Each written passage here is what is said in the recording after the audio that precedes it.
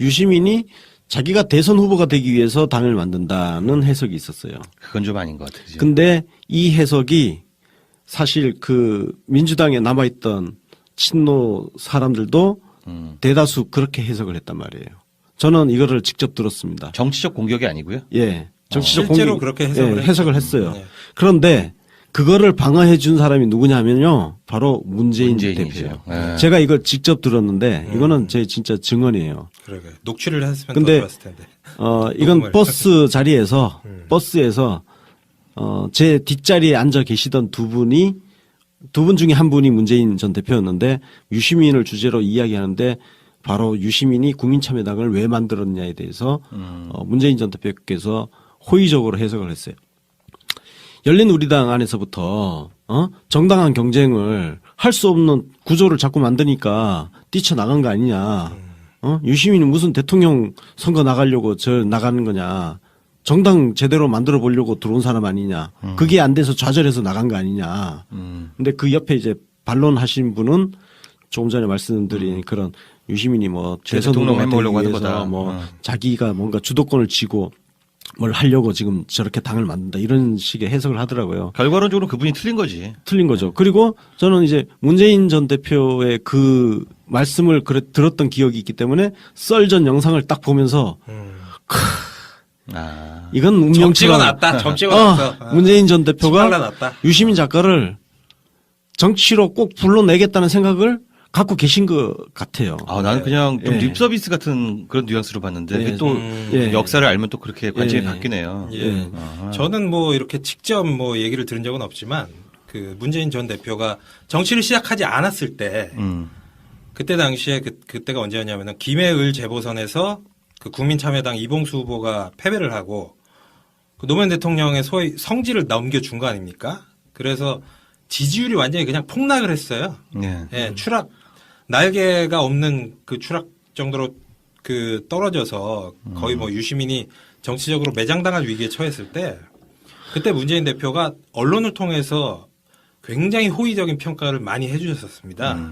그래서 소위 말하는 유시민 지지자들 중에 문재인 지지자 쪽으로 이동을 하거나 아니면 병행해서 지지를 하는 분들이 많은 게 소위 친노 쪽의 많은 정치인들마저도 유시민 전 장관에 대해서 왠가하면 다 한 번씩은 안 좋은 말 다 한 번씩 했는데 문재인 전 대표는 한 번도 없었어요. 이렇게 호불호가 갈리는 인물에 대해서 계속 칭찬만 하고 어느 정도였냐면은 심지어는 노무현의 업그레이드 버전이라는 극찬까지 했었어요. 그건 진짜 극찬인데 예. 나도 지금 생각해 보니까 두 분이 코드가 일치하는 부분이 바로 그 정당 개혁 그리고 당권을 당원에게 시민에게 이런 맞습니다. 게 맞다고 보는 게 예. 2015년 말 2016년 초에 문재인이 그 안철수파로부터 그 비주류파로부터 그렇게 당대표 자리를 내려놓으라고 했잖아요. 그때 문재인은 딱 한 가지만 지키려고 한 거예요. 시스템 공천. 결국 그 유시민의 그동안 했던 고민하고 맞닿아 있는 겁니다. 맞습니다. 예. 그러니까 거기서 동질감을 굉장히 느끼기 때문에 예. 그 썰전에서의 호의적인 발언도 나왔던 게 아닌가. 유시민이 좌절한 지점을 사실은 그러니까 문재인 전 대표가 정말 대단한 일을 한 게 뭐냐면은 지금의 더불어민주당은 과거 열린우리당하고는 비교가 안 될 정도로 강한 정당이에요. 그렇죠. 질서도 있고 그죠? 그 정당을 만든 게 문재인 전 대표예요. 그렇죠. 뚝심으로 버텨내서 만든 거예요. 그러니까 유시민이 좌절했던 지점을 문재인 전 대표가 극복해내고 지금 만들어내는 과정이거든요. 물론 지금 이게 확고하게 다져졌다고 볼 수 없어요. 지금부터 계속 그 다져 나가야 되는 이제 출발선상에 지금 서 있는 과정에 있는데 좀 뭐 그런 당원들이 그런 과정들을 거친 사람들이 많기 때문에 열린우리당의 기억이 있기 때문에 실패를 반복하지 않으려는 그 내성 그 뭐 의지 이런 것들이 굉장히 강하게 있다고 봐요. 그럼 문재인은 유시민한테 너 입각해서 나 좀 도와줘라고 말할 명분이 분명히 있는 게 너 그렇게 다양한 시도하고 실험하고 좌절한 부분 내가 완성했잖아. 그럼 이 시스템 그대로 성공할 수 있도록 네가 나한테 또 도와줘야 되잖아. 라는 말을 할 수가 있겠다는 생각이 들어요. 네. 현존하는 정치인 중에서 유시민한테 정계 복귀를 강력하게 압박을 할 수 있는 유일한 정치인이 문재인 전 대표죠. 그러네. 예. 아니 진짜 할 말이 너무나 많은 거예요.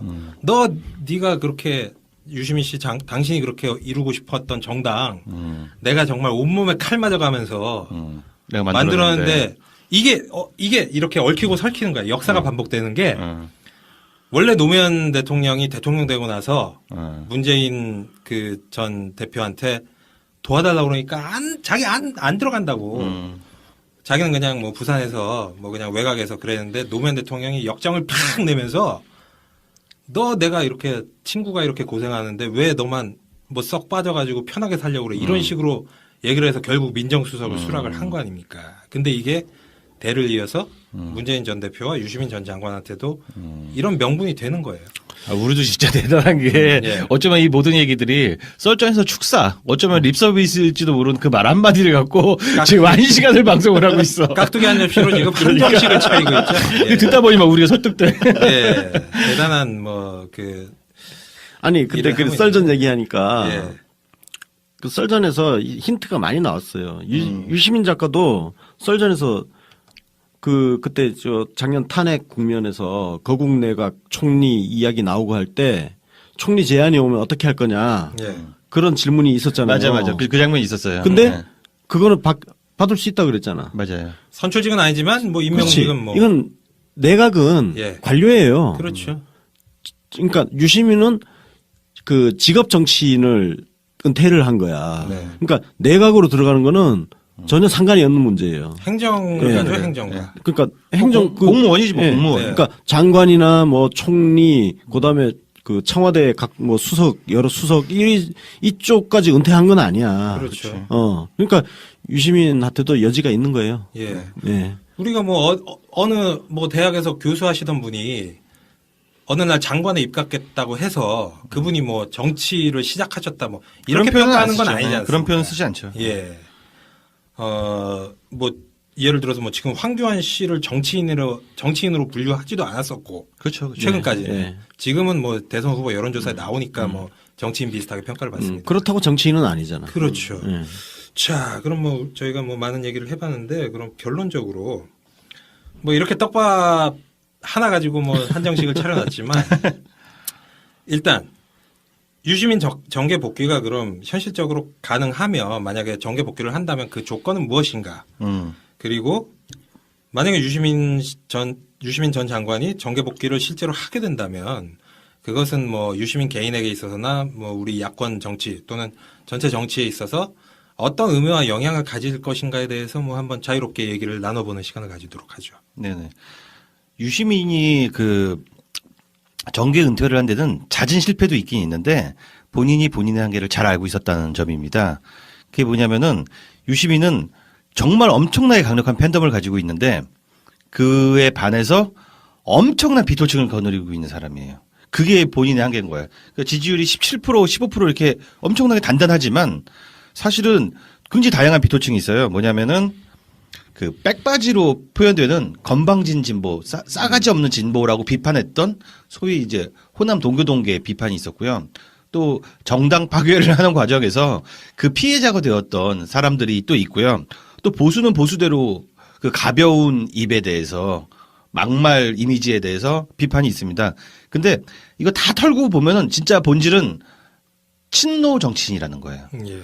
그 당시에 노무현 대통령이 후반에 정말 다양한 공격을 받았고 피를 다 뒤집었어요. 열심히 방어를 하다가. 그러고서 사람들이 손가락질한 겁니다. 저 피 묻은 친노 정치인. 근데 그걸 다양한 이름으로 정당 브레이커 그리고 백바지 촉새 그런 식으로 비판이 들어왔던 거예요. 그런데 지금 만약에 복귀를 할 수 있는 저는 강력한 근거가 되는 것은 지금은 친노라는 라떼루가 절대로 손해가 아닙니다. 그래서 시대가 완전히 바뀌었고 또 유시민이 나이를 충분히 먹으면서 원숭미를 드러내고 있고 대중성을 강화하고 있기 때문에 지금쯤은 복귀해도 그 대중적 정신으로 부족할 게 하나도 없다는 생각이 들어요. 예. 그러니까 맞아요. 제가 안희정 얘기를 유시민 얘기를 썼었잖아요. 네. 그게 이제 어쨌든 현실 정치인으로 실패했다. 예. 국민참여당이 나중에 이제 통합진보당으로 합당을 했죠. 그리고 그 통합진보당이 그때 이석기, 이정희 이쪽 부정선거 논란으로 또 분당돼 가지고 정의당이 만들어지고 그리고 정의당 만들어진 다음에 정계 은퇴 선언을 했잖아요. 그러니까 대중적 진보 정당이라는 꿈을 음. 유시민이 아직도 갖고 있는지 그건 잘 모르겠어요. 아니 있겠죠. 문제는 그 방법론인데 유시민 작가가 예전에 그 후불제 민주주의였나요? 그 책에 그런 이야기를 썼죠. 미국 민주당 이야기를 썼죠. 미국 민주당은 그 당 안에 다양한 정파가 있어요. 그리고 그 정파가 경쟁을 하죠. 지난번 힐러리하고 샌더스가 경쟁한 것처럼. 샌더스 얼마나 진보적입니까? 그죠? 힐러리 굉장히 보수적이잖아요. 그 보수적이고 진보적인 사람들이 한 정당 안에 있는 거예요. 그게 가능해야 된다는 거예요. 그러니까 더불어민주당이 지금 그 가능성을 조금 보여주고 있잖아요. 이 당 안에는 보면은 박주민 의원도 있고, 그죠? 굉장히 진보적인 박주민 의원도 있고, 굉장히 보수적인 김종인 의원도 있어요. 예. 그래서 문제는 뭐 며칠 후에는 예. 없어질 수도 예. 있어요.